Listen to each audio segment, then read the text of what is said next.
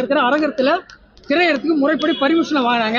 ஆனா அதோடைய முதல்வர் தற்போது அந்த பறை என்ற சொல் தவறான சொல்லுன்றதுக்கு அந்த திரைப்படத்துக்கு திரையிடக்கூடாதுன்னு தடை விதிச்சிருக்காங்க. இது பற்றி உங்க கருத்து? எனக்கு தம்பிகள் அந்த இந்த சிக்கலை கொண்டு வந்து சேர்த்திருக்காங்க.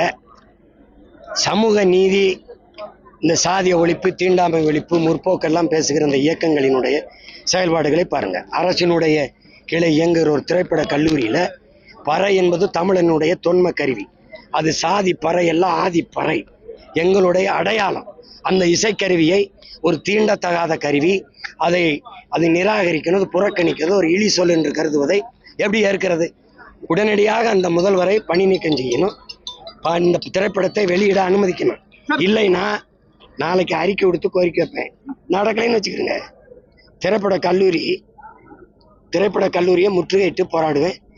நானே கல்லூரியை திறந்து திரையிடுவேன், திரையரங்கத்தை திறந்து.